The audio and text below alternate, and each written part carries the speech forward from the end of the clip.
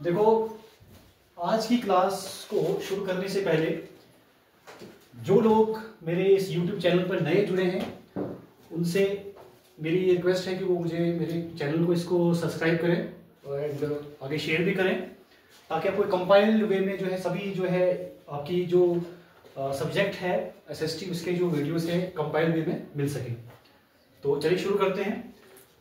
Last class में हमने पढ़ा था कि ईस्ट इंडिया कंपनी जब इंडिया में आई उसके बाद ईस्ट इंडिया कंपनी ने क्या किया कि अपनी एस्टेब्लिशमेंट करने से पहले उसको डिफरेंट चैलेंजेस जो है वो देखने पड़े, जैसे कि डिफरेंट यूरोपियन कंपनीज जो थी उसके साथ उसको जो है एक किस्म की बैटल जो है वो करनी पड़ी, लड़ाई करनी पड़ी और कुछ चैलेंजेस को फेस करना पड़ा, जिसकी वजह से वहां पर उसने फोर्टिफिकेशन करना स्टार्ट कर दिया। फोर्टिफिकेशन का मतलब क्या होता है कि चार दीवारी करना, जिसकी वजह से जो लोकल वहां के जो ट्रेडर्स थे उनको जो है कुछ प्रॉब्लम्स जो है देखने को मिल रही थी। अब हम आगे देखेंगे कि जो ईस्ट इंडिया कंपनी थी उसकी जो मतलब कि एस्टेब्लिशमेंट थी वो बंगाल में कैसे जो है एस्टेब्लिश सेटअप होती है। East India Company begins trade in the Bengal. तो फर्स्ट इंग्लिश फैक्ट्री यानी कि इंग्लैंड की, ब्रिटेन की जो है पहली फैक्ट्री जो है वो कहां पर सेटअप हुई थी? वो हुई थी हुगली रिवर के किनारे। ठीक है, हुगली रिवर के किनारे, बंगाल में एक रिवर है हुगली रिवर, उसके किनारे 1651 में, ये आपने याद रखना है। From here factors companies traders operated. इसका क्या मतलब है कि हम बात करते हैं फैक्ट्री की, तो फैक्ट्री जो वर्ड है, फैक्ट्री वर्ड जो है इस फैक्टर से ही आता है। डिफरेंट फैक्टर्स जो है यहां पर उसके एस्टेब्लिश होते हैं। इसका क्या मतलब होता है कि फैक्ट्री जहां पर एस्टेब्लिश हुई थी वहां पर बहुत सारे ट्रेडर्स थे, वेयर हाउस यानी कि यहां पर उनका सामान रहता था।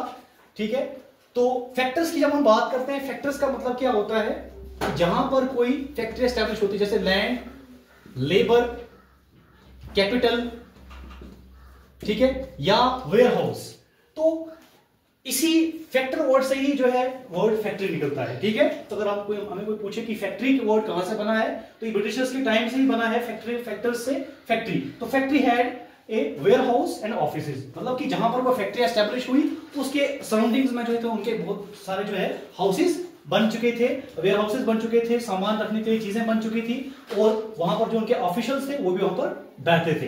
देन उसके बाद क्या होता है, ट्रेड एक्सपेंड, उनकी ट्रेड जो होती है वो जैसे जैसे एक्सपेंड होती जाती है, जैसे जैसे बढ़ती जाती है, कंपनी करती है, company persuaded merchants and traders to come and settle near the factory. वो भारत के जितने भी ट्रेडर्स थे, भारत के जितने भी व्यापारी थे, उनको क्या कहती है, उनको ये कहती है कि आपको क्या करना है, आपको सभी इंडियन मर्चेंट्स को वो परसुएट करना, मनाना, उनको मनाते हैं कि हमारा बिजनेस जो है उसको जो है आप जो ट्रेड को जो है एक्सपेंड कीजिए, ठीक है, मार्केट में बढ़ाइए। उसके बाद इन 1961 कंपनी एक्वायर्ड जमींदारी राइट्स। कंपनी जो है वो जमींदारी राइट्स जो है वो एक्वायर कर लेती है। जमींदारी राइट्स से अगर हम समझें, इसका ये मतलब होता है राइट टू कलेक्ट टैक्स। जमीन से जो टैक्स मिलता है उसको हम जमींदारी राइट्स बोलते हैं। अब ये जो जमींदारी राइट्स होते थे पहले जो होते थे इंडिया के जो वहां के जो लोकल्स होते थे उनके पास होते थे, लेकिन जैसे ही ब्रिटिशर्स इंडिया में आते हैं क्या करते हैं, वो सारे के सारे राइट्स जो होते हैं वो ब्रिटिशर्स से, मतलब ब्रिटिशर्स जो होते हैं वो इंडिया से ले लेते हैं और इंडियन के जो लोकल्स होते हैं उनको क्या करते हैं, उनको कुछ ना कुछ वो रिश्वत दे देते हैं, जिसको हम बोलते हैं ब्राइबिंग। ब्राइबिंग का मतलब क्या होता है, रिश्वत देना। मुगल ऑफिशियल्स जो थे इंडिया में उनको क्या कर देते हैं, वो रिश्वत दे देते हैं, कुछ ना कुछ ऐसा पैसा, कुछ अमाउंट दे देते हैं, ताकि उनको जो भी उनके पास जो अधिकार है टैक्स को कलेक्ट करने के, सारे के सारे किसके पास आ जाते हैं, इन ब्रिटिशर्स के पास।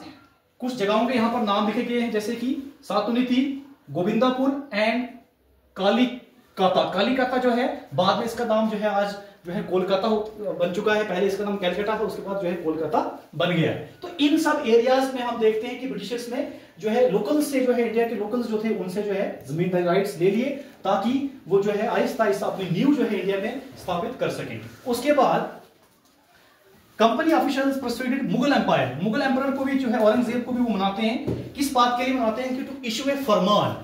फरमान वर्ड यहां पर क्या होता है, फरमान का मतलब होता है ऑर्डर, डायरेक्शन।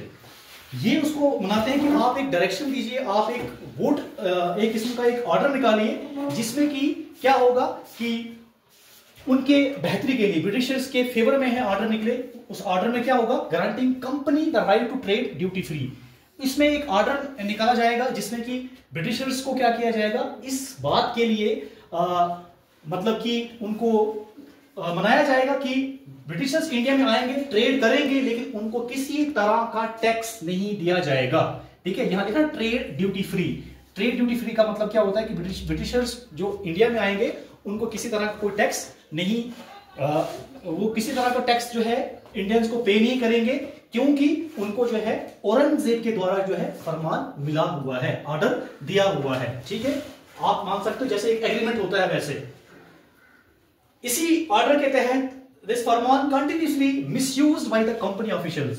कंपनी ऑफिशियल मतलब कंपनी के जितने भी ऑफिशियल्स थे, ब्रिटिश ईस्ट इंडिया कंपनी के जितने भी अधिकारी थे, उन सब लोगों ने इस कंपनी का जो फरमान था उसका मिसयूज करना स्टार्ट कर दिया। मिसयूज इन द सेंस क्या किया कि इंडिया की जो प्रॉपर्टी थी उसको भी वो लूटना स्टार्ट कर गए, क्योंकि उनके पास एक किस्म का एग्रीमेंट था कि जो है औरंगजेब ने उनको एग्रीमेंट दिया हुआ है कि उस एग्रीमेंट के तहत वो इंडिया की प्रॉपर्टी या इंडिया में जितना भी जो भी ट्रेड होती है उसका फायदा अपने पर्सनल यूज के लिए, प्राइवेट ट्रेड के लिए भी कर सकते हैं। तो इसलिए इसका क्या हमें इसका आउटकम क्या मिलता है कि उन लोगों ने क्या किया, उस फरमान का जो है दुरुपयोग किया। ठीक है, मतलब दुरुपयोग इन द सेंस कि उसका जो है मिसयूज किया। ठीक है, उसके बाद अगर हम देखें, this misuse of farman was leading enormous loss of the revenue of the Bengal. Bengal के अंदर जितना भी रेवेन्यू था, रेवेन्यू क्या होता है, इनकम, जितना भी पैसा आता है, टैक्स जो कलेक्ट करती थी गवर्नमेंट या डिफरेंट जो ट्रेड करती थी वहां से जो उसको टैक्स मिलता था, इन सब चीजों का मिसयूज किया गया ब्रिटिशर्स के द्वारा, और जो बंगाल का जो रेवेन्यू था, वहां की जो इनकम थी वो क्या हो जाती है, खत्म हो जाती है, लॉस हो जाता है, जिसकी वजह से हम देखते हैं कि was the nawab of Bengal, Bengal का जो नवाब था मुर्शिद कुली खान, वहां का नवाब था। तो क्या बोलते हैं कि was the nawab of Bengal Murshid Quli Khan happy with this, क्या वो इन सब चेंजेस को देखते हुए क्या वो खुश था? नहीं था, क्योंकि वहां के जितने भी लोकल्स थे, जितने भी वहां के लोकल थे, लोकल्स को तो नुकसान हो रहा था ना, क्योंकि ब्रिटिशर्स ने इस तरीके की गेम चलाई थी कि वो सारे के सारे राइट्स जहां से भी रेवेन्यू का जो सोर्स था उसको वो अपनी जो है उसके ऊपर अपनी एक किस्म की वो डोमिनेंसी बना रहे थे, अपना कंट्रोल कर रहे थे, जिसकी वजह से हम देखते हैं कि आहिस्ता आहिस्ता जो है ईस्ट इंडिया कंपनी जो थी अब जो है ट्रेड करने के साथ साथ अब कुछ राइट्स भी जो है अपने फेवर में ले रही थी। तो ये था ईस्ट इंडिया कंपनी कैसे जो है बंगाल में आती है और किस तरीके से डिफरेंट चेंजेस करके जो है वो अपनी जो है न्यू स्थापित करती है। आपने बस दो चार चीजें इसमें याद रखनी है। ये याद रखना है कि ईस्ट इंडिया कंपनी की पहली फैक्ट्री जो है कहां पर हुई थी? बंगाल में 1651 में, और उनको जो है जमींदारी राइट्स कब मिले थे? 1671 में। बंगाल का उस टाइम नवाब कौन था? Murshid Quli Khan. Right, that's it. और इस वीडियो को जो भी आप देख रहे हो, अगेन मैं रिक्वेस्ट करता हूं कि आप लोग इसको देखें, कमेंट करें, अपनी सजेशन दें, अपना फीडबैक दें, लाइक शेयर एंड सब्सक्राइब करिए। Thank you very much.